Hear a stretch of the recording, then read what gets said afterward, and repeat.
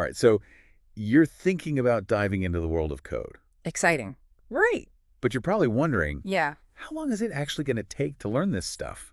That's the first question everyone asks. It is. It is. Whether you're picturing a whole new career in tech, Yeah. or maybe you need to decode some tech jargon just for an upcoming meeting, Right.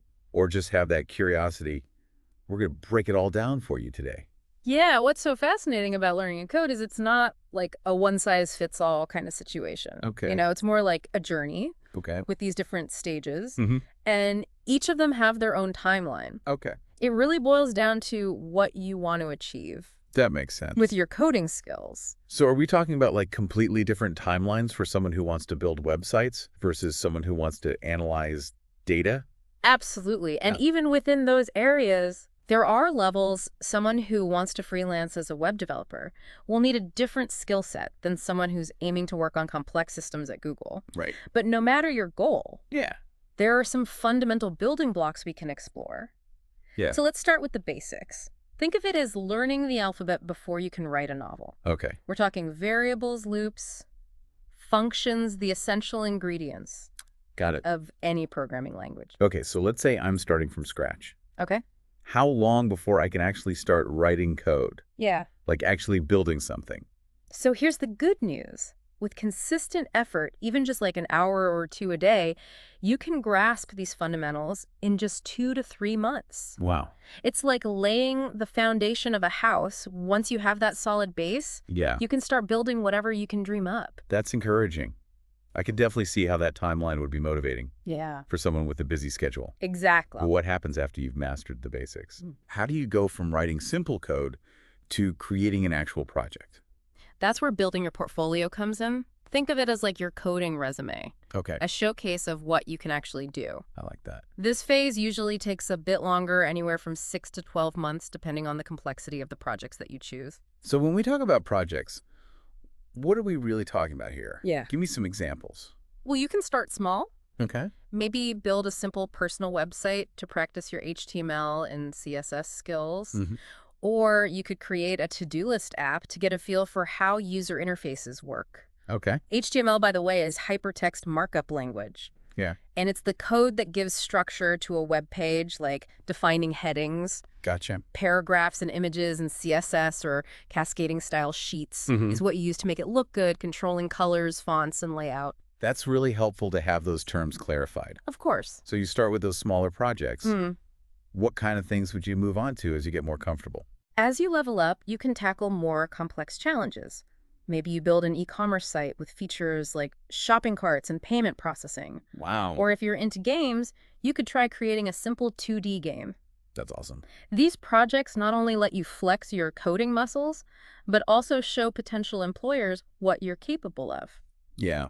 Think about it, which is more impressive, saying, I know how to code in Python, Right. or showing a fully functional website you built from scratch. Okay. That makes total sense. It's like the difference between saying you can bake and presenting someone with a delicious cake Exactly. that you made yourself. Exactly. But let's be real. Yeah. A lot of people are interested in coding because they're dreaming of a tech career. Right. How long does it realistically take to go from knowing absolutely nothing to landing that first coding job? That's a great question, and that's where things get really interesting. Oh. Typically, it takes about 1 to 2 years to go from being a total beginner to landing that first coding gig. But here's the key.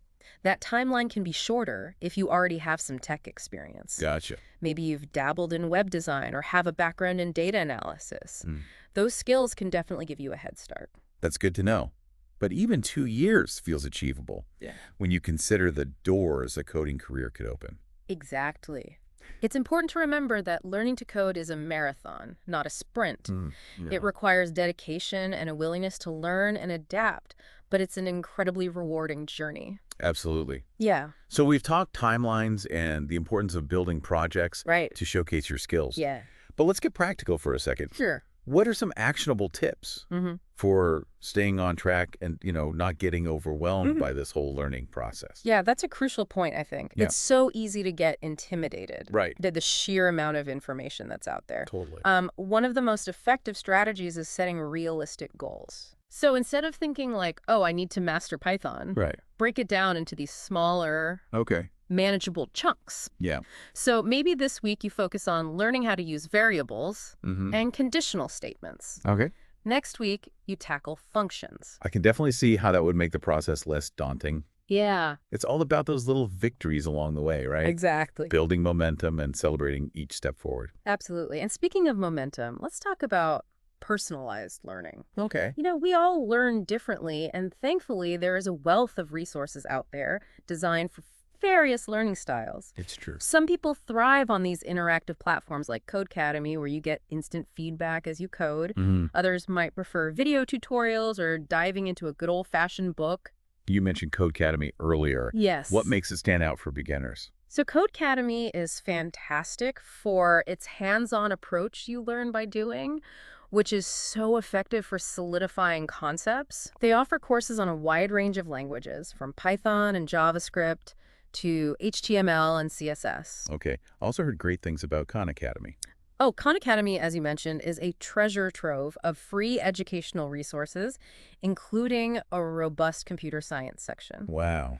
They do a great job of explaining foundational concepts like algorithms and data structures in a clear and engaging way. So many options. I know. It's like a choose-your-own-adventure for learning to code. That's a great way to put it. But let's say you're ready to take things to the next level. Okay. You really want to commit to becoming like a job-ready developer. Yeah. What would you recommend?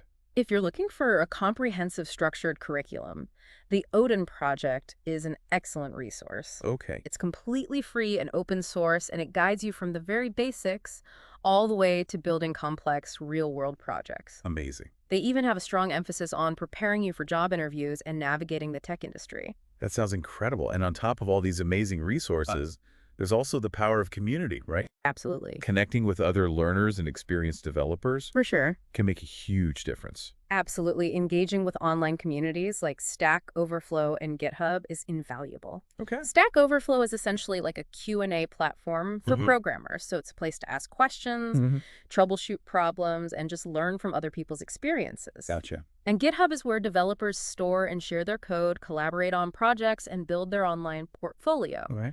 These communities provide support, inspiration, and that sense of belonging, which can be so motivating, especially when you're tackling these challenging concepts. Speaking of challenges, Yes? let's address some of the common myths Okay. that might be holding people back from even starting their coding journey. Yeah, The one I hear all the time is, it's too late to learn to code. right. I'm too old. That myth needs to be debunked immediately. He does. It's never too late to learn a new skill, especially coding. We see people successfully switching to tech careers in their 30s, 40s, even later in life. Wow. Age is not a barrier when it comes to learning to code. It's so true. What matters is your willingness to learn, your dedication, and your passion. It's all about mindset, isn't it? Exactly. Believing in your ability to learn and grow. Hmm. Which brings us to another common myth. Okay. The idea that you need a fancy computer science degree Right. to land a job in tech. That's another misconception. It is. While a degree can be beneficial, Yeah. it's not the only path to success. Right. The tech industry values demonstrable skills above all else. That makes sense. Your portfolio and your GitHub profile are far more important than a piece of paper.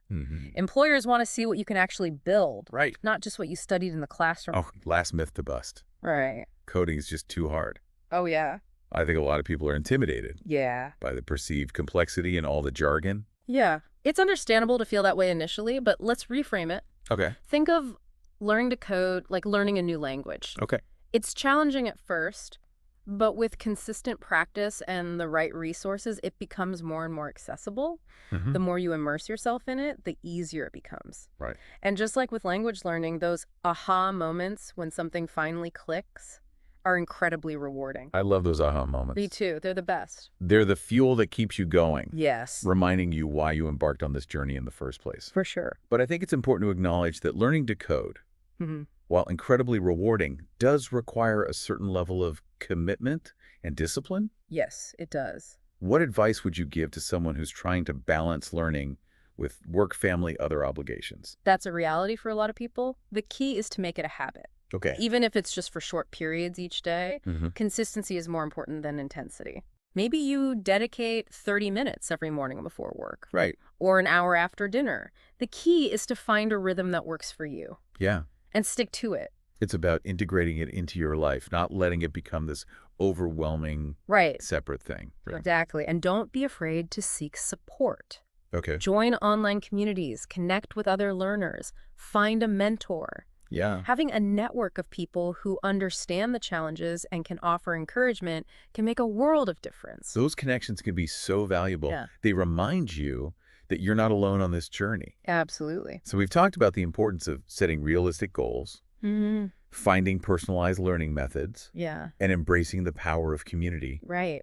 But what about those moments when you hit a wall, Oh, yeah. when you're stuck on a problem and you just can't seem to figure it out? That's a normal part of the process. Everyone gets stuck at some point. Yeah. The key is to not get discouraged. Take a break, step away from the problem, come back to it with fresh eyes. Often that's all it takes to see things from a different perspective. And remember, those online communities are there for a reason. Right. Don't be afraid to ask for help. Chances are someone else has encountered that same problem and can offer guidance. That's such a good reminder. Yeah. Sometimes just talking through the problem with someone else can help you unlock the solution. Absolutely. So we've covered a lot of ground here, from the different phases of learning to code to actionable tips for staying motivated and overcoming challenges. It's true. But before we wrap up this deep dive, I want to bring it back to you, our listener. Okay. Why are you drawn to coding? That's a great question. What kind of impact do you hope to make with these skills? That's the question at the heart of it all, isn't it? It is. Coding is more than just a technical skill. Right. It's a tool for creation, a way to bring your ideas to life, to solve problems, to make a difference in the world. The possibilities are truly endless. They are. You could build websites that connect people, design apps that simplify everyday tasks, create games that spark joy, analyze data that uncovers hidden insights, automate processes that free up time for more creative endeavors. Absolutely. And it's not just about the tangible outcomes. Right. You know, learning to code also cultivates valuable skills that transcend the technical realm. It teaches you critical thinking, logic, problem-solving perseverance. So true. These are skills that can empower you in any field you choose to pursue. Absolutely. Yeah. So whether you're aiming for a full-blown career change, or want to level up in your current role, or simply want to unlock a new way of thinking, learning to code can be an incredibly empowering journey. It can be. But it's a journey that starts with a single step. Absolutely. What would you say to someone who's on the fence, hesitant to take that first step? I would say, what are you waiting for? Yeah. The world of code is waiting to be explored. There are countless resources available, supportive communities ready to welcome you, and a universe of possibilities waiting to be unlocked. Take that first step, dive in, and discover the joy of creating something new. Yeah, it's so inspiring to hear you talk about that transformative power of coding. Yeah. I think what really resonates with me is that sense of empowerment. The ability to take an idea and turn it into something real, something that can solve a problem or make someone's life a little bit easier. It's that spark of creation, that ability to shape the digital world around us that makes coding so compelling. And the beauty of it is that anyone can learn to code. Right. You don't need to be a math whiz or a tech genius. Right. It's about curiosity, problem solving, Yeah. and a willingness to embrace that learning process. And it's a journey that's constantly evolving. It is. The world of tech is always changing, which means there's always something new to learn, new skills to master, new challenges to tackle. That can be daunting for some. Yeah. But I think it also makes it incredibly exciting. Absolutely. It's that constant evolution that keeps things fresh and engaging. Yeah. And it also means that there are endless opportunities for growth and specialization. Right. You might start with web development, then discover a passion for data science or artificial intelligence. Wow. The possibilities are truly limitless. So to recap our deep dive into the world of coding, Okay. it's a journey, not a sprint. That's right. It takes dedication, a willingness to learn, and the right resources. But it's a journey that can lead to incredible personal and professional fulfillment. It's true. Remember, you don't need a fancy degree or years of experience to get started. Nope. There are countless free resources available, online supportive communities ready to welcome you, Yeah. and a universe of possibilities waiting to be unlocked. That's right. And most importantly, believe in yourself. Yes. You can do this. You can. So what are you waiting for? I don't know. Take that first step, explore those resources, and start building something amazing. Yeah, we can't wait to see what you create.